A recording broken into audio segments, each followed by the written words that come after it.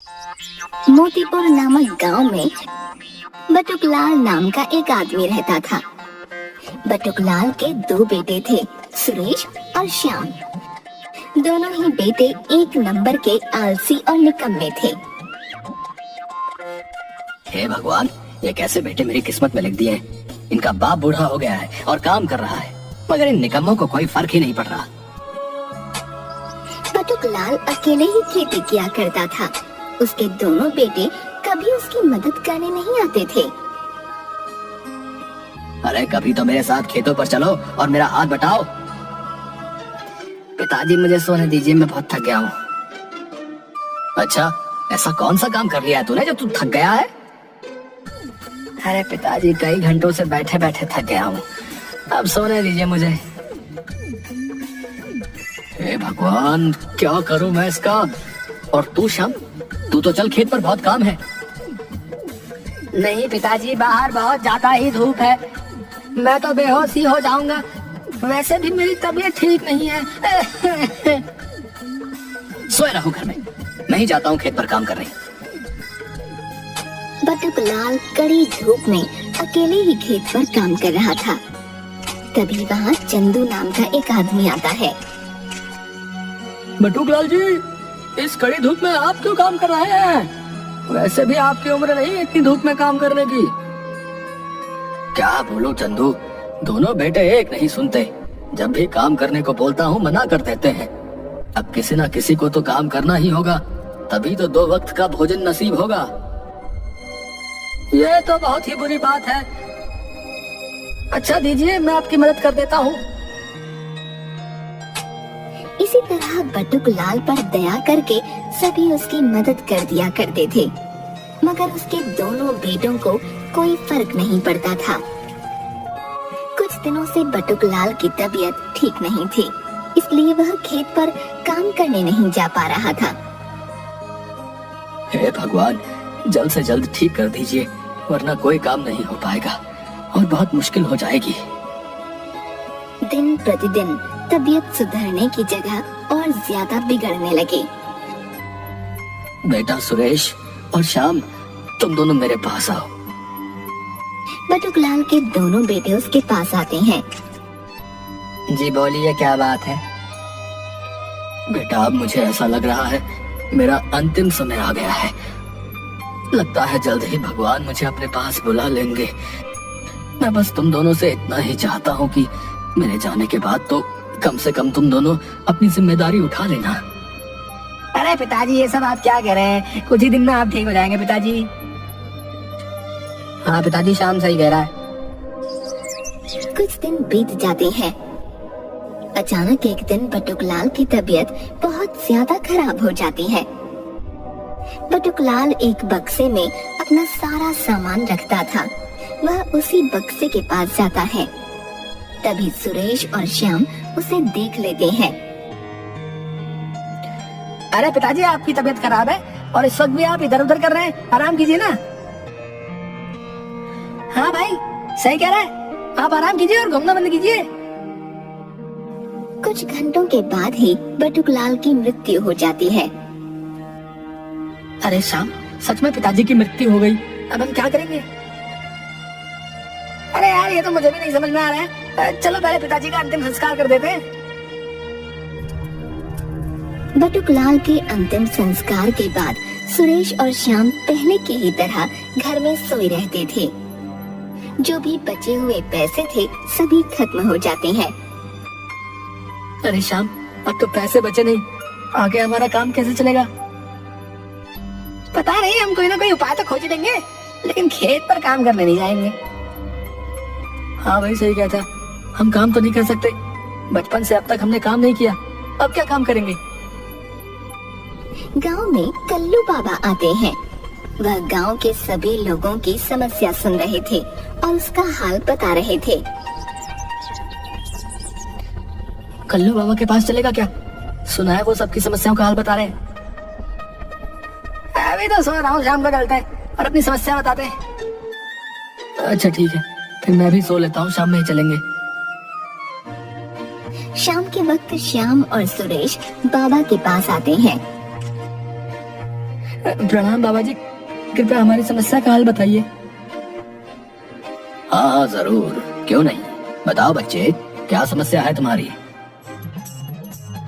हाल ही में हमारे पिताजी की मृत्यु हो गई है। जब पिताजी थे तब पिताजी काम करते थे। अब तक हम दोनों ने कोई काम नहीं किया, इसलिए आगे भी काम नहीं करना चाहते। आप कोई ऐसा उपाय बता दीजिए जिससे हम बिना काम किए पैसे कमा सके और घर बैठे पहले की तरह खा सकें। ये तो बहुत बड़ी समस्या है। अच्छा, सोचता हूँ मैं क्या कर सकता हूँ। एक काम करो, तुम दोनों कल मेरे पास आओ, मैं कुछ सोच कर रखता हूँ। जी ठीक है, जैसा आप कहें। दोनों वापस घर आ जाते हैं। बाबा जी जरूर हमारी समस्या का हल निकाल लेंगे। हाँ, मुझे भी यही लगता है। अगले दिन सुरेश और श्याम वापस कल्लू बाबा के पास आते हैं। बाबा जी, आपने हमारी समस्या का हल निकाला? हाँ, मैंने कुछ सोचा है। तुम दोनों ये बताओ, तुम्हारे पास खेत तो है ना? जी बाबा जी। ठीक है, एक काम करो, तुम दोनों इस पर अपने हस्ताक्षर कर दो।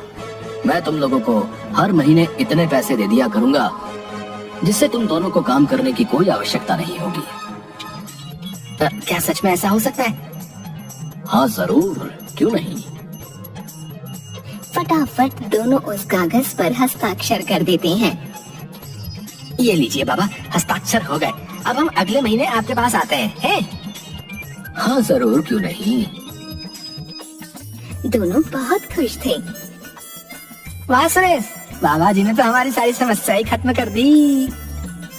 हाँ, बाबा जी ने तो कमाल कर दिया। एक महीना बीत जाता है। दोनों भाई बाबा जी के पास आते हैं। बाबा जी, हमें पैसे दे दीजिए, 1 महीने हो गए, हमने बहुत तकलीफ से ये महीना गुजारा है। अब आप हमें पैसे दे दीजिए। पैसे? किस बात के पैसे? अरे आप भूल गए, पिछले महीने ही तो हमारी बात हुई थी। तुम दोनों कामचोर आलसी तो हो ही, साथ ही तुम लोग मूर्ख भी हो। तुम दोनों ने अपनी सारी जमीन मेरे नाम कर दी है। अब इस पर तुम लोगों का कोई हक नहीं। निकल जाओ यहाँ से। और हाँ, एक बात सुन लो, बिना मेहनत किए तुम्हें कोई पैसे नहीं देने वाला। पैसा कमाना है तो मेहनत तो करनी ही पड़ेगी। ये आपने हमारे साथ अच्छा नहीं किया। चलो चलो, निकलो यहाँ से। कल्लू बाबा गांव में और भी कई लोगों को मूर्ख बनाकर भाग जाते हैं। श्याम, ये हमने क्या कर दिया? बहुत गलत किया हमने। अब हमारी स्थिति और भी ज्यादा बुरी हो जाएगी। बिल्कुल ऐसा ही होता है। उन दोनों की स्थिति और भी ज्यादा बुरी हो जाती है। खाने को एक दाना भी नहीं बचता है। घर में पड़े सभी डब्बों में देखते हैं, कहीं कुछ खाने को मिल जाए। हाँ, चल यही करते हैं। सुरेश और श्याम घर में रखे सभी डिब्बों को खोलकर देखते हैं, मगर उन्हें खाने के लिए कुछ भी नहीं मिलता। पिताजी सही कहते थे, हमें कोई काम कर लेना चाहिए था। अगर हम अपने खेत पर भी काम करते, तब भी कम से कम खाने के लिए तो होता ही। हाँ भाई, मुझे भी इस बात का बहुत दुख है। पिताजी की याद में दोनों भाई बहुत जोर जोर से रोने लगते हैं और बक्से में बंद उनके सभी सामान को निकालकर देखने लगते हैं। ये देखो सुरेश, पिताजी की पगड़ी। इस पगड़ी को पिताजी किसी शुभ अवसर पर पहना करते थे, बाकी दिन वो इसे हाथ भी नहीं लगाते थे। हाँ भाई, मुझे याद है, ये पगड़ी बहुत ही ज्यादा खूबसूरत है। रुक, मैं इसे पहनता हूँ। जैसे ही सुरेश उस पगड़ी को पहनता है, उस पगड़ी में से एक चमकीला पत्थर नीचे गिरता है। देख, इस पगड़ी से चमकीली पत्थर गिरी। अरे हाँ, वैसे इस पत्थर का क्या काम?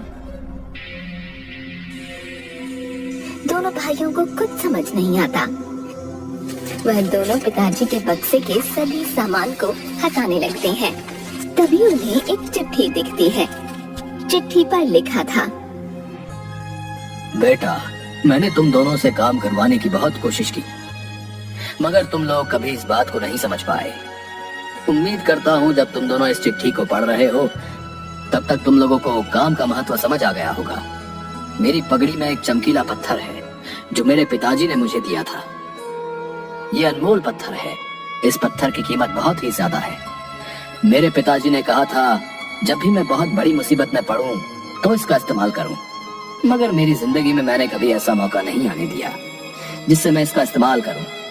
अगर तुम लोग बहुत ही ज्यादा मुसीबत में पड़ो तो इसका इस्तेमाल जरूर करना। मेरे बच्चों, मैं तुम दोनों से बहुत प्यार करता हूँ। चिट्ठी पढ़कर दोनों की आंखों में आंसू आ जाते हैं। याद है सुरेश, हमने पिताजी को इस बक्से के पास देखा था। शायद उस वक्त पिताजी यही चिट्ठी लिख रहे थे। हाँ भाई, मुझे याद है। उन दोनों को अपनी करनी पर बहुत अफसोस होता है। पिताजी कितने अच्छे थे, अभी भी वो हमारे बारे में ही सोच रहे हैं। हाँ श्याम, हम कभी उन्हें समझ ही नहीं पाए, मगर क्या हुआ, जैसा पिताजी चाहते थे हम बिल्कुल वैसा ही करेंगे ताकि वो जहाँ भी हो हमें देखकर खुश हो। दोनों भाई उस अनमोल पत्थर को सुनार के पास लेकर जाते हैं। उन्हें पता चलता है कि उस पत्थर की कीमत करोड़ों में है। हमें इसके बदले कुछ पैसे दे दीजिए, वो पैसे हम आपको जल्दी ही लौटा देंगे और ये अनमोल पत्थर ले जाएंगे। सुनार मान जाता है और पैसे दे देता है। पैसे लेकर दोनों भाई नई जमीन खरीदते हैं और खेती शुरू करते हैं। कड़ी मेहनत करते हैं और साथ मिलकर बहुत अच्छी फसल उगाते हैं। सभी फसलों को बेचकर वो ढेर सारे पैसे कमाते हैं। कुछ ही साल बाद वह सुनार को वापस पैसे देकर अनमोल पत्थर घर ले आते हैं। सुरेश, पिताजी जहाँ भी होंगे हमें देखकर बहुत खुश होंगे। हाँ भाई, सही कहता है। श्याम और सुरेश बहुत मेहनत करने लगते हैं और पैसे कमाने लगते हैं। साथ ही वह एक बड़ा घर भी बना लेते हैं। कल्लू बाबा को पुलिस पकड़ लेती है और जितने लोगों के साथ धोखा करके उस कल्लू बाबा ने धन कमाया था, वह धन गांव में सभी लोगों को वापस कर दिया जाता है और साथ ही श्याम और सुरेश को उनकी जमीन भी वापस कर दी जाती है।